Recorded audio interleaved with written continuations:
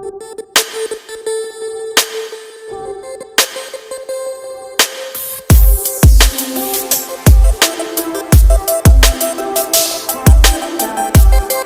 Students, how are you? Welcome to my YouTube channel Pankaj physics Gulati. Students, आपको इस channel पर ना केवल ग्रेजुएशन फिजिक्स के टॉपिक्स की सबसे आसान एक्सप्लेनेशन देखने को मिलती है, बल्कि आपको साथ के साथ ये भी बताया जाता है कि आपको एग्जाम में क्या और कैसे लिख के आना है, ताकि आप सिर्फ एक वीडियो देख के ही अपने नोट्स बना सकें और एग्जाम्स में बहुत अच्छे मार्क्स ला सकें। तो स्टूडेंट्स, आज ही चैनल को सब्सक्राइब कीजिए और पाइए नोटिफिकेशन मेरी नई वीडियो का सबसे पहले।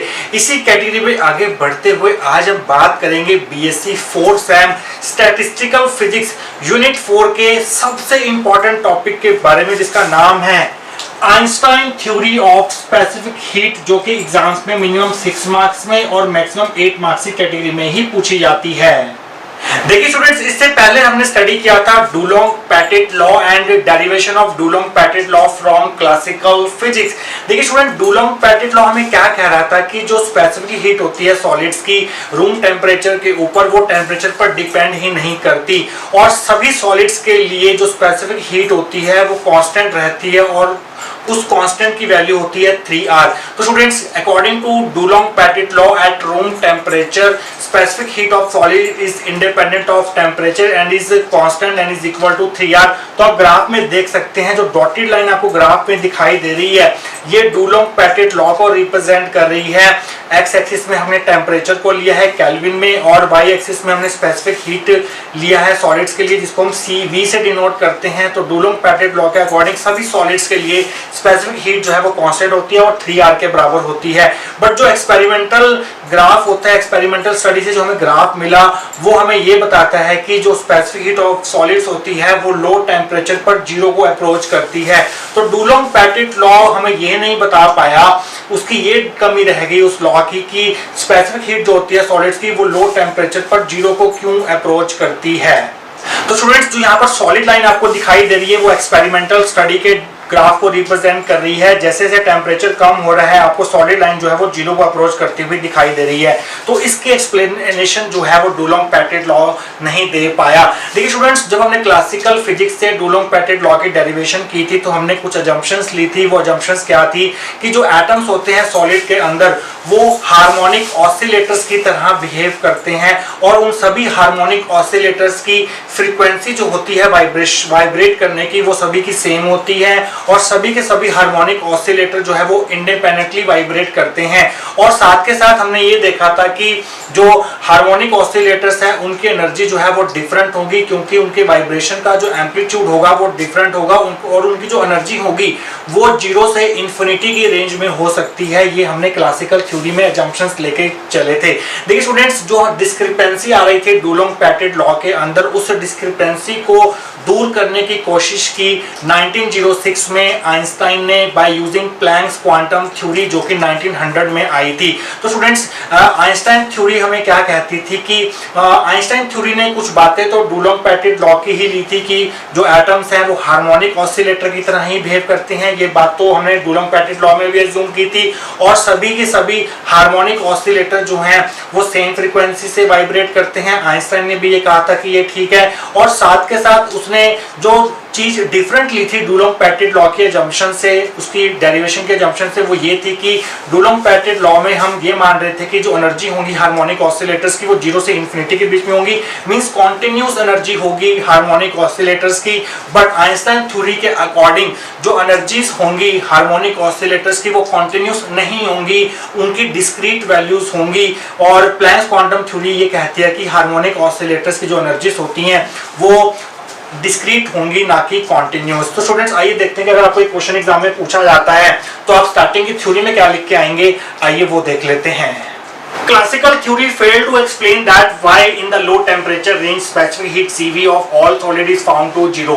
जो क्लासिकल थ्योरी थी डुलोंग-पेटिट लॉ की, वो हमें ये नहीं बता पाई कि लो टेम्परेचर रेंज पर जो स्पेसिफिक हीट है सॉलिड्स की वो 0 को क्यों अप्रोच करती है। Means classical theory high temperature range के लिए तो सही थी, हाई टेम्परेचर रेंज में तो सही बताती थी कि वो जो स्पेसिफिक हीट होती है सॉलिड्स की वो 3R के बराबर होती है। बट लो टेम्परेचर पर जो वैल्यूज है स्पेसिफिक हीट की वो 0 को क्यों अप्रोच करती है, ये क्लासिकल क्लासिकल थ्योरी हमें नहीं बता पाई जो हमने पिछले वीडियो में स्टडी की थी।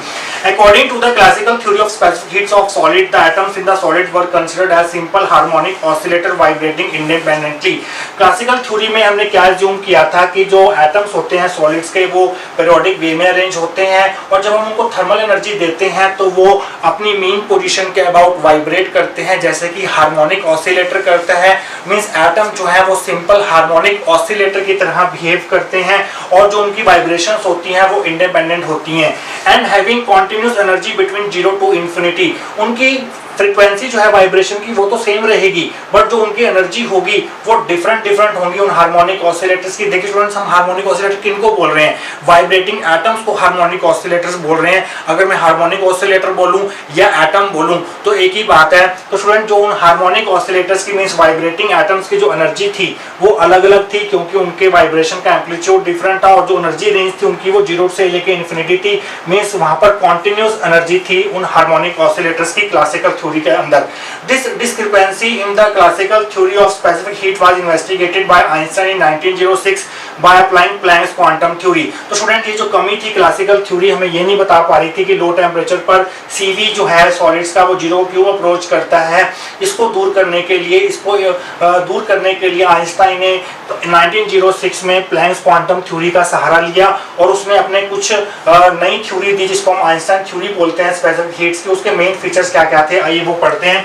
The main features of Einstein theory of specific heats are, जो मेन फीचर्स थे आइंस्टाइन थ्योरी के जिसके ऊपर पूरी डेरिवेशन बेस्ड होगी जो अभी हम करेंगे, वो क्या क्या फीचर्स थे। Number 1, all the atoms in a solid are independent harmonic oscillators.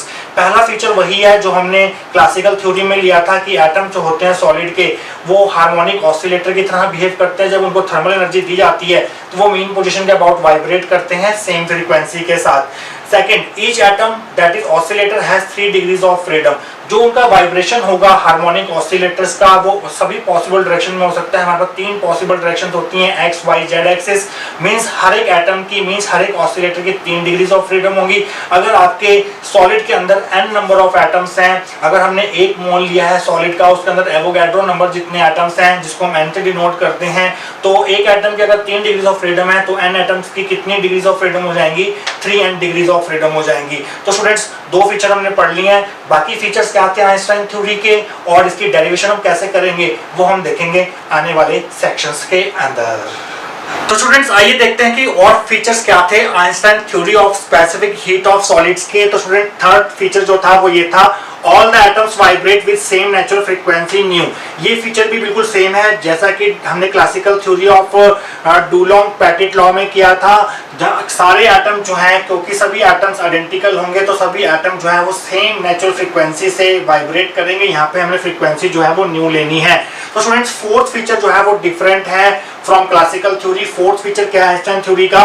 The energy spectrum of harmonic oscillator is not continuous. Classical theory ये मान के चलती थी कि जो एनर्जी होती है हार्मोनिक ऑसिलेटर्स की वो कॉन्टिन्यूअस होती है और 0 से लेकर इंफिनिटी के बीच में कोई भी एनर्जी हो सकती है। बट जो हमारी आइंस्टाइन थ्योरी है उसमें हम प्लैंक्स क्वांटम थ्योरी लगाते हैं, वो ये कहती है कि हार्मोनिक ऑसिलेटर की एनर्जी जो है वो कॉन्टिन्यूअस नहीं होंगी, वो डिस्क्रीट होंगी और एक क्वांटम हार्मोनिक ऑसिलेटर की मींस एक एटम की जो एनर्जी होगी वो इतनी होगी, U dash is equal to n plus 1/2h new.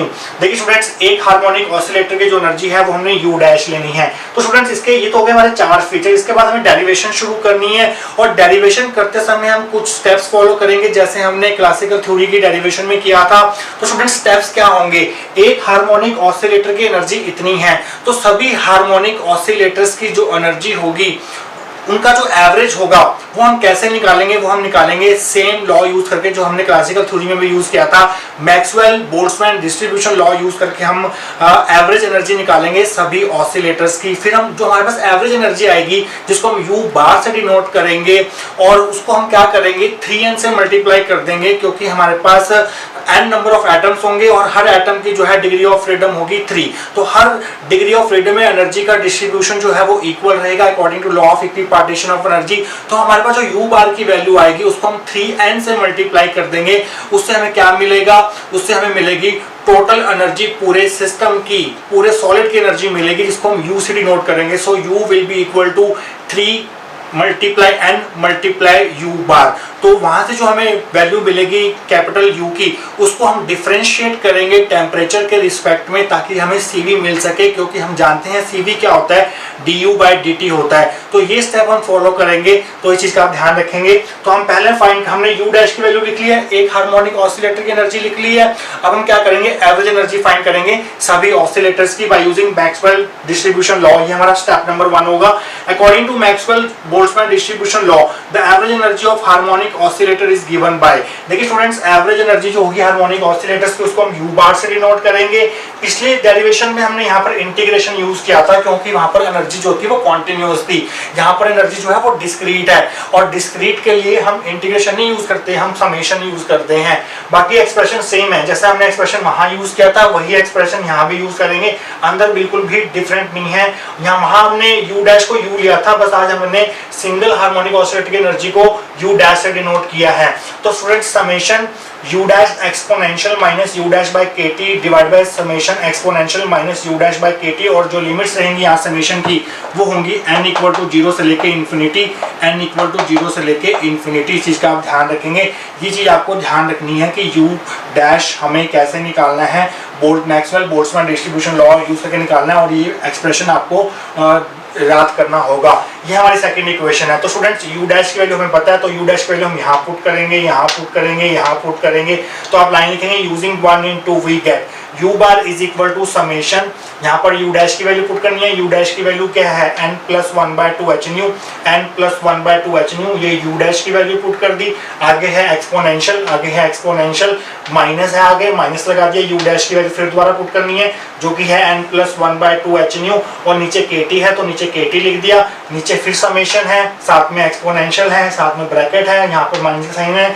फिर u डैश की वैल्यू पुट करनी है। u डैश की वैल्यू के n plus 1 by 2 h nu है, और नीचे kt है तो kt लगा दिया। और लिमिट्स आपको वही रखनी है जो स्टार्टिंग में रखनी है, n equal to 0 to infinity, n equal to 0 to infinity. तो इस चीज का आप ध्यान रखेंगे, यहाँ पर इन्फिनिटी आपको लिखना है। तो स्टूडेंट्स, आगे देखते हैं। तो स्टूडेंट्स, इस एक्सप्रेशन को सिंप्लीफाई करने के लिए हम क्या मान लेते हैं, h न्यू बाई kt को x मान लेते हैं, क्योंकि h भी कांस्टेंट है, k भी कांस्टेंट है, t भी कांस्टेंट है, और न्यू जो है सभी के लिए सेम है। तो h न्यू बाई kt को हम x मान लेते हैं, साथ में माइनस भी लेना पड़ेगा आपको। Minus h nu by kt को आपको x मानना है, ताकि हमारा एक्सप्रेशन जो है वो सिंप्लीफाई हो सके, हमारे आगे जो कैलकुलेशंस है मैथमेटिकल वो सिंप्लीफाई हो सके। तो इसको हम फोर्थ इक्वेशन मान लेते हैं। तो जहाँ जहाँ minus h nu by kt लिखा हुआ है, यहाँ माइनस है h न्यू बाई kt है, यहाँ minus h nu by kt है, इसकी जगह हम एक्सपोर्ट कर देते हैं। Using 4 in 3 we get u dash is equal to, या u bar is equal to, u bar बोलना चाहिए, u डैश नहीं बोलना चाहिए, u bar is equal to summation, और h न्यू जो है यहाँ पर उसको हमने बाहर ले लिया। फिर आगे लिखना है summation n equal to 0 to infinity. यहाँ पर मैं लिमिट्स पहले लगा देता हूँ, n equal to 0 to infinity, n equal to 0 to infinity, h nu बाहर ले लिया, ये वाला h nu, n plus 1 by 2 है, एक्सपोनेंशियल है। यहाँ पर देखिए n प्लस 1 बाय 2 हमारा ऐसे रहेगा, n प्लस 1 बाय 2 ऐसे रहेगा। Minus h nu by kt की जगह हमने x लिख दिया, minus h nu by kt की जगह हमने x लिख दिया। इस चीज का आप ध्यान रखेंगे। Summation n equal to 0 to infinity है, एक्सपोनेंशियल है, n प्लस 1 बाय 2 है, minus h nu by kt की जगह हमने x लिख दिया। तो स्टूडेंट्स, ये हमारे पास u बार की वैल्यू आ चुकी है सिंप्लीफाइड फॉर्म में, x की फॉर्म में। इसके आगे की मैथमेटिकल कैलकुलेशंस हम देखेंगे आने वाले सेक्शंस के अंदर। तो स्टूडेंट्स, लास्ट सेक्शन में हम यहाँ तक कर चुके थे, u bar is equal to h nu summation n is equal to 0 to infinity n plus 1 by 2 exponential n plus 1 by 2 x, और नीचे था summation n equal to 0 to infinity exponential n plus 1 by 2 x। अब हम इस summation को खोलेंगे, पहले n की जगह 0 पुट करेंगे, फिर n की जगह 1, फिर n की जगह 2 एंड सो ऑन ऐसे पुट करेंगे, और नीचे भी हम ऐसे करेंगे। इस समेशन को खोलेंगे, n की वैल्यू जो है वो 0 से चेंज करेंगे, 0 पहले लिखेंगे यहाँ पर n की वैल्यू, फिर 1 फिर 2, और देखते हैं हमें एक्सपेंशन क्या मिलती है। So u bar is equal to h nu, पहले जब आप n की वैल्यू 0 रखेंगे यहाँ पर, तो 0 प्लस 1 बाय 2 कितना हो जाएगा, 1 बाय 2 हो जाएगा। अगर आप यहाँ पर 0 रखेंगे n की वैल्यू, तो 0 प्लस 1 बाय 2 कितना हो जाएगा, 1 बाय 2x हो जाएगा। एक्सपोनेंशियल 1 बाय 2x का मतलब है e की पावर x बाय 2, एक ही बात है, क्योंकि जब आप एक्सपोनेंशियल, जब हम n की वैल्यू 0 पुट करेंगे यहाँ पर, तो आपको मिलेगा 0 प्लस 1 बाय 2x, मीन्स आपको मिलेगा एक्सपोनेंशियल x बाय 2। तो इसको हम ऐसे लिख सकते हैं e की पावर x बाय 2, तो दोनों एक ही चीज है। तो स्टूडेंट्स, अब हम n की वैल्यू 1 रखेंगे यहाँ पर, तो यहाँ पर आप जो 1 रखेंगे तो 1 प्लस 1 बाय 2 कितना हो जाएगा, 3/2। जब आप यहाँ पर 1 रखेंगे तो 1 + 1/2 कितना हो जाएगा 3/2, साथ में x है तो 3/2x हो जाएगा, तो e की पावर 3x/2 हम लिख सकते हैं इसको। प्लस इसी तरह से जब n की वैल्यू 2 रखेंगे 2 + 1/2 5/2 हो जाएगा, और यहाँ पर जब आप n की वैल्यू 2 रखेंगे तो ये हो जाएगा 5x/2, इसको हम लिख देंगे e की power 5x/2 plus so on. ऐसे आप नीचे करेंगे, नीचे जब आप n की वैल्यू 0 रखेंगे तो एक्सपोनेंशियल x/2 होगा, जिसको हम e की पावर x/2 रखेंगे। प्लस इसी तरह से जब n की वैल्यू 1 रखेंगे तो 3x/2 होगा, तो उसको हम लिखेंगे e की पावर 3/2x। प्लस इसी तरह से जब आप n की वैल्यू 2 रखेंगे यहाँ पर तो आपको मिलेगा e की power 5/2x plus so on. तो हमने समेशन को एक्सपेंड कर दिया, n की वैल्यू 0 1 2 3 एंड सो ऑन करके ऊपर भी आपने 3 टर्म्स तक लिखना है, नीचे भी आपको 3 टर्म्स तक लिखना है। तो स्टूडेंट्स इससे अगले वाला स्टेप जो है बहुत इंपॉर्टेंट होने वाला है। देखिए स्टूडेंट्स, इसको आप fx मान लो, सॉरी इसको आप fx मान लो, इसको नीचे वाले टर्म को आप fx मान लो, एक फंक्शन मान लो x का। तो अगर आप ध्यान से देखो तो इसका नीचे वाले का डेरिवेटिव ऊपर आपको दिया हुआ है। जब आप नीचे वाले का डेरिवेटिव करोगे तो आपको क्या मिलेगा e की पावर x/2, फिर x/2 का डेरिवेटिव होगा 1/2 आएगा, तो 1/2 e की पावर x/2 है। जब आप इसका डेरिवेटिव करोगे तो क्या मिलेगा आपको e की पावर 3/2x। e की पावर ax का डेरिवेटिव क्या होता है, e की पावर ax का डेरिवेटिव होता है x के रिस्पेक्ट में a इंटू e की पावर ax, ये होता है ना डेरिवेटिव। उसी तरह से e की पावर 3/2x का डेरिवेटिव करोगे तो आपको क्या मिलेगा 3/2 e की पावर 3x/2 मिलेगा। इसका डेरिवेटिव करोगे तो आपको क्या मिलेगा 5/2 e की पावर 5x/2 मिलेगा। अगर नीचे fx दिया हुआ है तो ऊपर उसका डेरिवेटिव दिया हुआ है। तो स्टूडेंट्स इसको हम ऐसे लिख सकते हैं, अगर f'(x) में यहाँ लिख देता हूँ नीचे तक आपको अच्छे से समझ आए, ऊपर f'(x) दिया हुआ है और नीचे fx है, मीन्स जो नीचे फंक्शन दिया हुआ उसको उसका डेरिवेटिव ऊपर दिया हुआ है आपको। तो उसको हम कैसे लिख सकते हैं d/dx of log of fx। कैसे, जब आप d/dx log ऑफ fx करेंगे तो आपको क्या मिलेगा 1/fx मिलेगा, फिर आगे fx का डेरिवेटिव करना पड़ेगा तो वो क्या हो जाएगा f'(x) हो जाएगा। तो इसी तरह से इस टर्म को हम डेरिवेटिव की फॉर्म में कैसे लिख सकते हैं u/h d/dx ऑफ, अगर आपके पास f'(x/x) है, ये हमारा f'(x) है, नीचे fx है, fx का डेरिवेटिव ऊपर दिया हुआ है, तो हम उसको लिख सकते हैं d/dx of log of fx। fx हमारा क्या है, ये वाला फंक्शन। उसी तरह से आप इसको ऐसे लिख देंगे। ये स्टेप बहुत इंपॉर्टेंट है, जो ध्यान से लिखना है आपको। ये ऊपर डेरिवेटिव था, नीचे फंक्शन था, तो उसको हम लिख सकते हैं d/dx of log of this. तो जब आप इसको खोलेंगे, जब इसका डेरिवेटिव करेंगे तो आपको सेम चीज, ये वाली चीज मिलेगी। log का डेरिवेटिव क्या होगा, ये पूरी टर्म नीचे आ जाएगी यहाँ से, और इसका जब आप डेरिवेटिव करेंगे तो आपको ऊपर वाली टर्म मिल जाएगी। तो स्टूडेंट्स ये स्टेप आप ध्यान रखेंगे। तो अगले स्टेप में आप क्या करेंगे, u' is equal to h nu d/dx। अब यहाँ से x e की पावर x/2 कॉमन ले लो, e की पावर x/2 कॉमन ले लिए तो अंदर क्या बचेगा 1 प्लस, इसमें से पावर 1/2 चली गई है तो क्या बचेगा e की पावर x बचेगा, इसमें से 1/2 चली गई, e की पावर 2x बचेगा प्लस ऑन। हम ऐसे लिख सकते हैं। अब log a multiply b, log a b का फॉर्मूला क्या होता है, log a b का फॉर्मूला होता है log a plus log b। तो ये फॉर्मूला लगा देते हैं हम यहाँ पर, ये फॉर्मूला लगा दो u/h new d/dx log of a, हमारा ये है, प्लस log ऑफ b।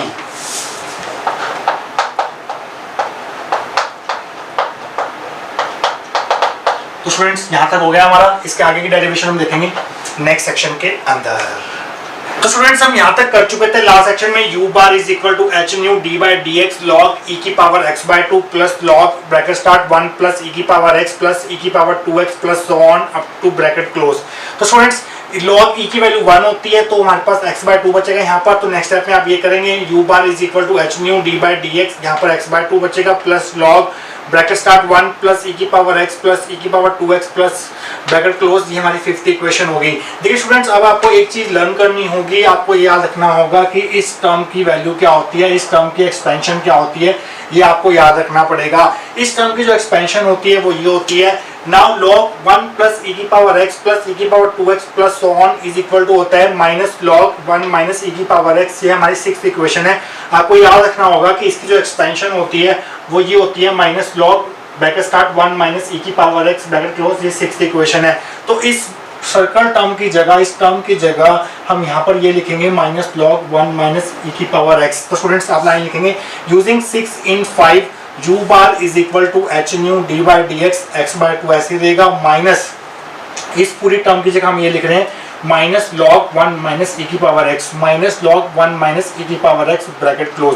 अब आगे डी बाई डी एक्स लगा हुआ है तो हमें इसको, इस फंक्शन को डिफरेंशिएट करना है एक्स के रिस्पेक्ट में। तो एक्स बाय 2 का डिफरेंशिएशन क्या होगा, एक्स के रिस्पेक्ट में 1 बाय 2 होगा क्योंकि एक्स का 1 हो जाएगा, माइनस लॉग ऑफ 1 माइनस ई की पावर एक्स का क्या होगा, लॉग ऑफ एफ एक्स का डेरिवेटिव क्या होता है, D by d x of F x क्या होता है 1 by F x into F dash x. पहले जो फंक्शन होगा वो 1 अपॉन में आ जाएगा, फिर जो हमारा फंक्शन होगा उसका डेरिवेटिव करना होगा। फंक्शन है हमारे पास लॉग के साथ जो टर्म लिखी होगी 1 माइनस ई की पावर एक्स, पहले वो 1 अपॉन में आ जाएगी, 1 अपॉन 1 माइनस ई की पावर एक्स, फिर हमें इस टर्म का डेरिवेटिव करना है, 1 का 0 हो गया, और ई की पावर एक्स का डेरिवेटिव क्या होता है, ई की पावर एक्स होता है, तो माइनस ई की पावर एक्स साथ में आ जाएगा, माइनस माइनस हो जाएगा प्लस ई की पावर एक्स मल्टीप्लाई 1 हो जाएगा ई की पावर एक्स, और यहाँ पर नीचे 1 माइनस ई की पावर एक्स रहेगा और आगे टर्म जो है वो सेम रहेंगी। तो यू बार आ गया आपके पास एच न्यू 1 बाय 2 प्लस ई की पावर एक्स डिवाइड में 1 माइनस ई की पावर एक्स। तो स्टूडेंट्स अब हम क्या करेंगे, यहाँ पर इस टर्म को, इस टर्म में न्यूमरेटर भी और डिनोमिनेटर में भी है, न्यूमरेटर में भी टर्म को हम ई की पावर एक्स से डिवाइड करेंगे और डिनोमिनेटर में भी हर एक टर्म को ई की पावर एक्स से डिवाइड करेंगे। तो ई की पावर एक्स के नीचे हमने ई की पावर एक्स लिख दिया, 1 के नीचे भी ई की पावर एक्स लिख दिया, माइनस ई की पावर एक्स के नीचे ई की पावर एक्स लिख दिया, तो ये कट जाएगा, यहाँ 1 आ जाएगा, यहाँ पर कट के 1 आ जाएगा, और ये 1 अपॉन ई की पावर एक्स को हम लिखेंगे ई की पावर माइनस एक्स। तो नेक्स्ट स्टेप में आप क्या लिखेंगे, u bar is equal to H nu bracket start 1 by 2 लिखा, प्लस यहाँ पर कट के 1 आ गया, और 1 बाई ई की पावर एक्स को हम लिखेंगे ई की पावर माइनस एक्स, और आगे माइनस 1 लिख देंगे, माइनस 1 लिख देंगे। तो स्टूडेंट्स वो आगे वाली टर्म नहीं है, वो मैंने आपको समझाने के लिए लिखा था, यहाँ पर कुछ नहीं है।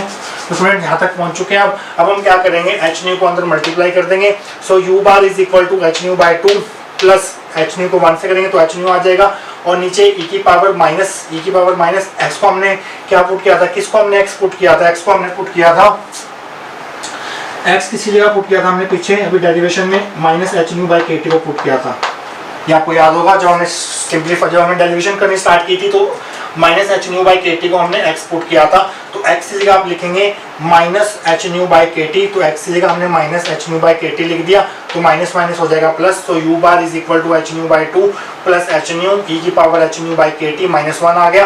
देखिए स्टूडेंट्स, अगर यहाँ पर टेम्परेचर को 0 पुट करते हो, जब आप एब्सोल्यूट 0 की बात करते हो तो ये टर्म 0 हो जाएगी, जब आप टेम्परेचर को 0 पुट करोगे यहाँ पर तो ये टर्म 0 हो जाएगी।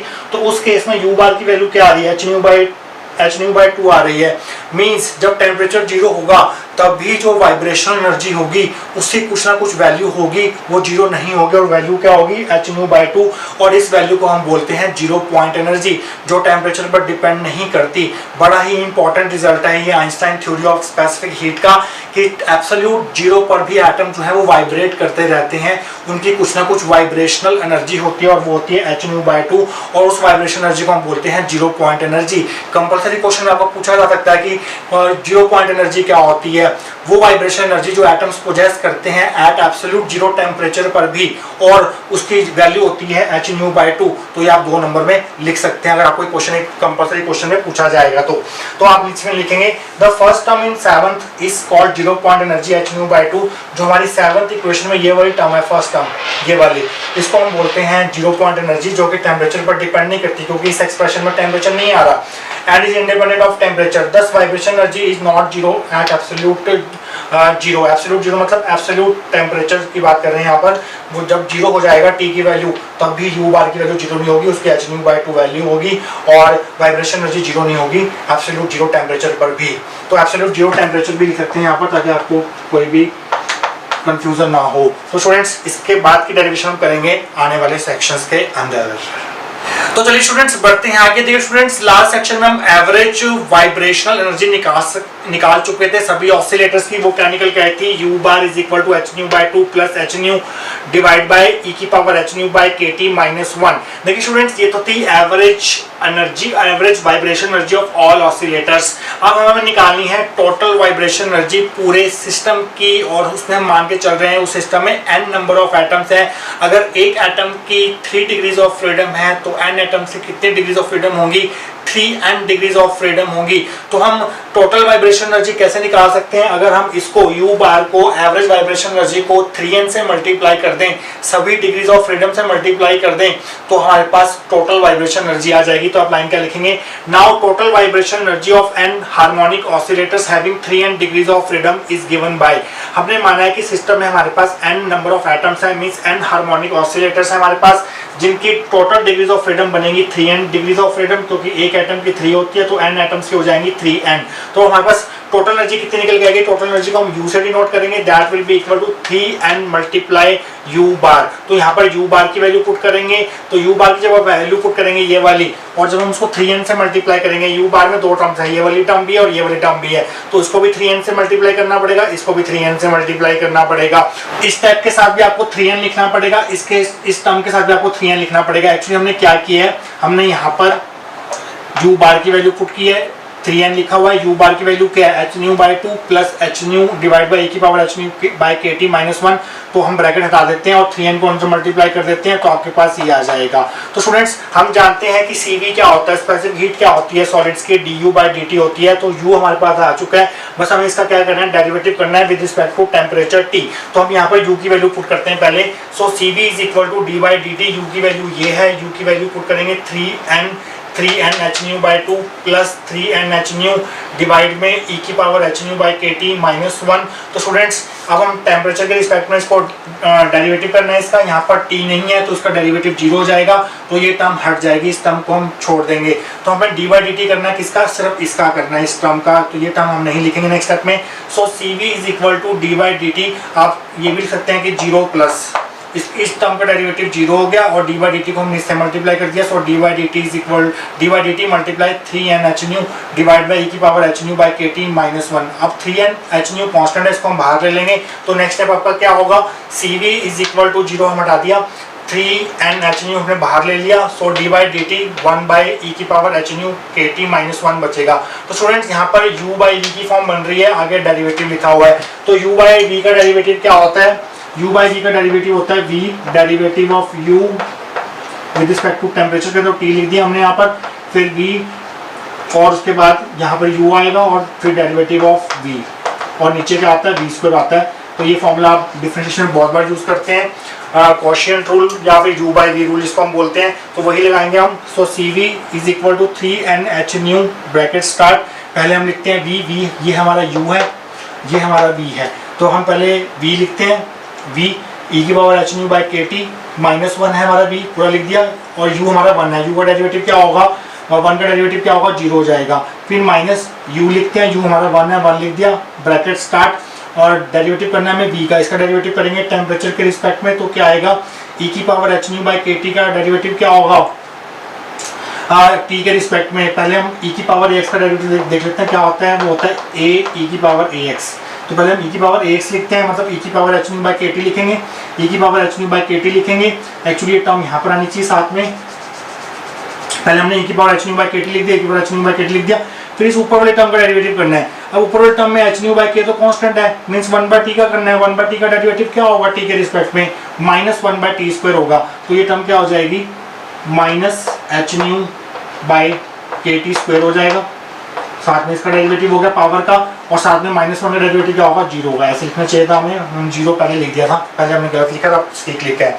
तो स्टूडेंट्स ये टर्म जो है 0 से मल्टीप्लाई होकर 0 हो जाएगी, यहाँ पर हमने 0 लिख दिया, और माइनस माइनस हो जाएगा plus, plus h nu by kt square e की power h nu by kt, e की power h nu by kt, और नीचे इसका होल स्क्वायर आएगा, v का स्क्वायर, v हमारा ये इसका होल स्क्वायर चलता जाएगा नीचे। तो स्टूडेंट्स ये स्टेप आपको देखने वाला है। देखिए स्टूडेंट्स यहाँ पर क्या आ रहा है हमारे पास? Cv is equal to 3n h nu 0 plus h nu by kt square, e की power h nu by kt, e की power h nu by kt minus 1 का होल स्क्वायर। यहाँ मैं k से मल्टीप्लाई कर रहा हूँ, यहाँ k लिख दिया और k से डिवाइड कर रहा हूँ, यहाँ पर k से मल्टीप्लाई k से डिवाइड कर दिया। इस नीचे वाले k को मैं इस k से मल्टीप्लाई कर दूंगा, तो ये क्या बन जाएगा? k स्क्वायर बन जाएगा। यहाँ पर इस स्टेप मैंने यहाँ पर कर दिया, k से डिवाइड और k से मल्टीप्लाई और k से डिवाइड कर दिया, तो k इंटू k स्क्वायर हो गया। h new into h new कितना हो जाएगा? h न्यू स्क्वायर हो जाएगा, k स्क्वायर तो है ही नीचे, t स्क्वायर भी है, तो उसको मैं ऐसे लिख सकता हूँ, Cv is equal to 3nk h nu दो बार लिखा तो एच न्यू का स्क्वायर हो गया, और नीचे के टी का, के के ऊपर भी स्क्वायर है, टी के ऊपर भी स्क्वायर है, तो उसको मैंने लिख दिया कंबाइन करके H nu by K T का स्क्वायर, और साथ में ई की power H nu by K T, ई की power H nu by K T, और नीचे ई की power H nu divide by K T minus 1 का होल स्क्वायर। तो स्टूडेंट्स सीवी की वैल्यू आ चुकी है हमारे पास 3nk h nu by K T का स्क्वायर, ई की power H nu by K T divide में ई की power H nu by K T minus 1 का स्क्वायर। तो स्टूडेंट्स सीवी की वैल्यू यहाँ तक निकल गई है।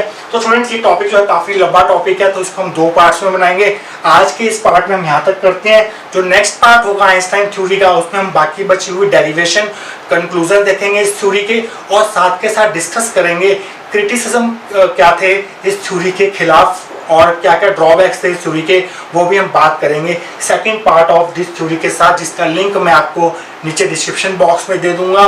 तो स्टूडेंट्स मिलते हैं आइंस्टाइन थ्योरी पार्ट 2 वाले वीडियो में। Till then thank you so much. और पार्ट 2 वीडियो जो है हम यहीं से स्टार्ट करेंगे जहां से हमने पार्ट 1 खत्म किया है।